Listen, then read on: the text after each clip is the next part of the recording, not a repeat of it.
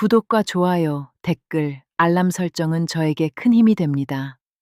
말이 많은 사람이 꼭 강한 게 아닙니다. 생각해보면 알 수 있습니다. 기억에 남는 사람 중에 조용한데 왠지 무시하기 어려웠던 사람이 있지 않으셨나요? 많이 말하지 않는데 그 사람이 입을 열면 다들 듣는 사람. 그 사람이 가진 게 뭔지 오늘 말씀드리겠습니다. 조용한 사람은 약한 사람이 아닙니다. 그런데 세상은 가끔 그렇게 취급합니다. 회의 자리에서 말수가 적으면 의견이 없는 사람으로 보이고, 모임에서 조용하면 재미없는 사람으로 읽히고, 처음 만나는 자리에서 말을 아끼면 소극적인 사람으로 분류됩니다. 억울하지만 그게 현실입니다. 그런데 방법이 있습니다. 말의 양을 늘리는 게 아니라 말 외의 것들을 바꾸는 겁니다. 연구에 따르면 첫인상에서 말의 내용이 미치는 영향은 7%에 불과합니다. 목소리 톤이 38%, 비언어적 신호가 55%입니다. 말을 많이 안 해도 됩니다. 나머지 93%를 쓰면 됩니다. 먼저 한 가지 짚고 가겠습니다. 아우라는 타고나는 게 아닙니다. 그렇게 보이는 것들이 사실은 구체적인 행동 패턴에서 나옵니다. 그 패턴은 배울 수 있습니다. 연습할 수 있습니다. 당신도 지금 시작할 수 있습니다. 첫 번째입니다. 시선입니다. 뇌과학 연구에 따르면 사람은 상대방의 눈을 오래 보는 사람을 무의식적으로 더 신뢰하고 더 능력 있다고 평가합니다. 반대로 시선을 자주 피하는 사람은 자신감이 없거나 뭔가를 숨기는 사람으로 읽힙니다. 그런데 눈을 오래 맞추는 게 불편한 분들이 많습니다. 특히 내향적인 분들은 더 그렇습니다. 방법이 있습니다. 상대방의 눈을 응시하는 게 아니라 눈과 눈 사이 미간을 보는 겁니다. 상대방 입장에서는 눈을 맞추는 것처럼 느껴집니다. 당신은 훨씬 덜 불편합니다. 그리고 한 가지 더.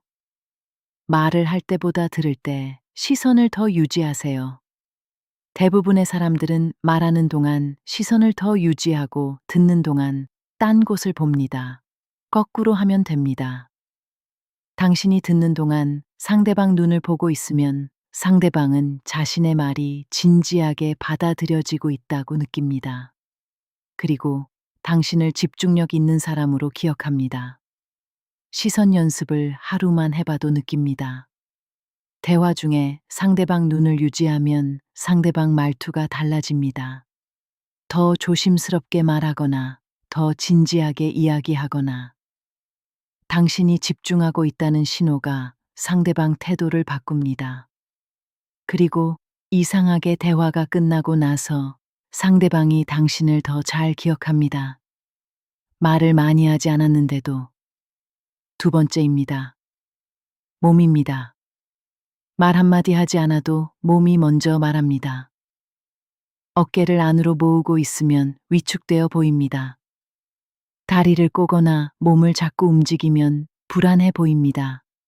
팔짱을 끼면 방어적으로 보입니다. 반대로 이렇게 해보세요. 어깨를 자연스럽게 뒤로 당기고 두 발을 어깨 너비로 바닥에 둡니다. 손은 앞에서 가볍게 모으거나 자연스럽게 내립니다. 이 자세만 해도 뇌에서 변화가 생깁니다. 하버드 경영대학원의 에이미 커디 연구팀이 밝혀낸 내용입니다.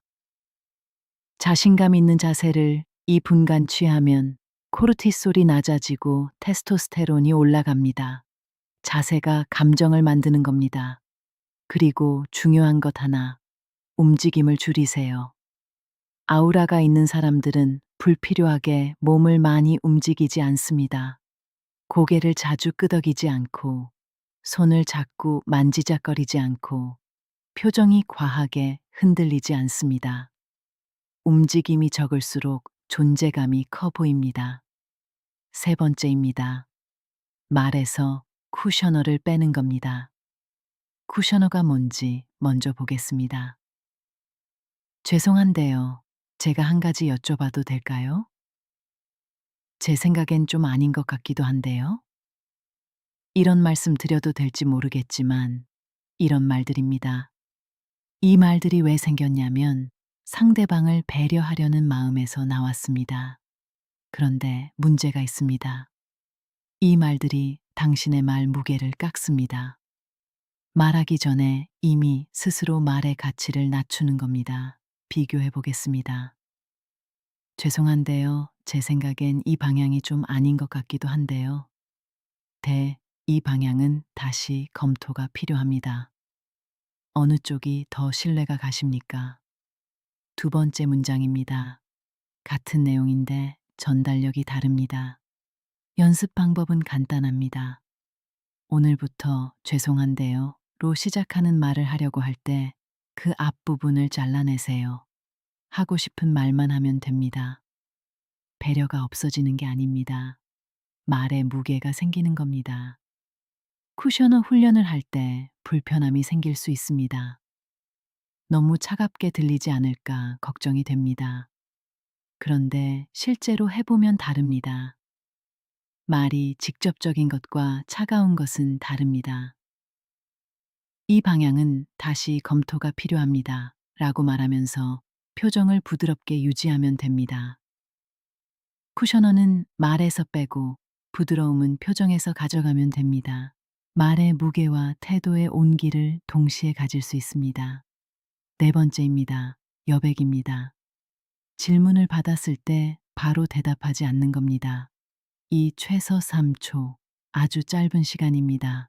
그런데 이게 전달하는 메시지가 있습니다. 나는 생각하고 말하는 사람이다. 즉각 반응하는 사람은 긴장해 보이거나 준비된 말을 하는 것처럼 보입니다.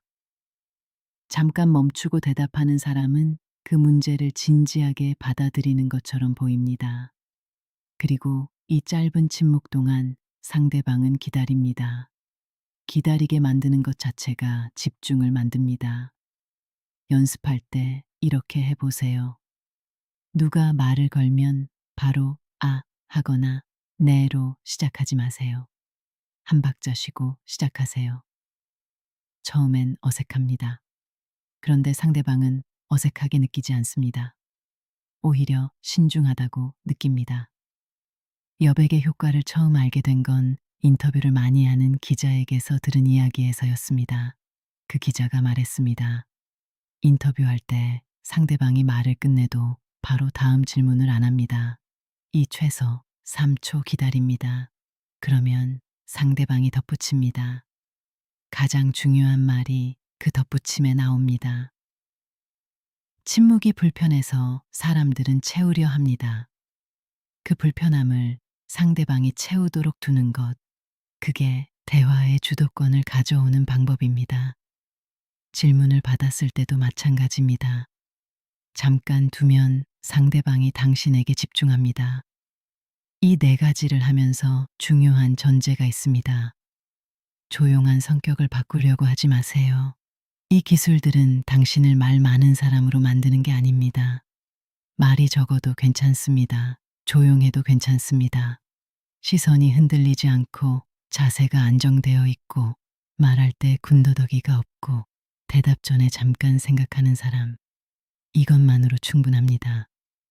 사람들은 많이 말하는 사람을 기억하지 않습니다. 존재감 있는 사람을 기억합니다. 그 존재감은 양이 아니라 밀도에서 나옵니다. 이 네 가지 외에 하나를 더 드리겠습니다. 반응의 크기를 줄이세요. 웃기면 크게 웃고, 놀라면 크게 놀라고, 동의하면 과하게 끄덕이는 사람. 이런 사람은 친근하게 보일 수는 있습니다. 그런데 존재감이 가볍습니다. 반응이 절제되어 있는 사람은 다르게 읽힙니다. 웃겨도 가볍게 웃고, 놀라도 잠깐 눈만 달라지고, 동의해도 천천히 고개를 한번 끄덕입니다. 그게 신중함으로 보입니다. 그게 깊이 있어 보이는 겁니다. 감정을 숨기라는 게 아닙니다. 감정의 크기를 조절하라는 겁니다. 그 조절이 당신을 묵직하게 만듭니다. 오늘 말씀드린 것들을 한 줄로 요약하면 이겁니다. 덜 움직이고, 덜 채우고, 덜 서두르세요. 시선이 흔들리지 않는 것, 몸이 안정되어 있는 것, 말에서 군더더기가 없는 것, 대답 전에 여백이 있는 것, 반응이 절제되어 있는 것, 전부 빼는 것입니다. 줄이는 것입니다. 아우라는 더 하는 것에서 오지 않습니다. 불필요한 것을 빼는 데서 옵니다. 조용한 사람이 유리한 이유가 여기 있습니다. 당신은 이미 절반은 가지고 있습니다. 오늘 배운 것 하나만 오늘 바로 써보세요. 시선을 유지하거나 쿠셔너 하나를 빼거나 대답 전에 한 박자 쉬거나 세 가지를 한꺼번에 할 필요 없습니다. 하나씩입니다. 그게 쌓이면 당신이 달라집니다. 오늘 영상이 도움이 됐다면 구독과 좋아요 부탁드립니다. 댓글로 여러분의 경험도 나눠주세요. 감사합니다.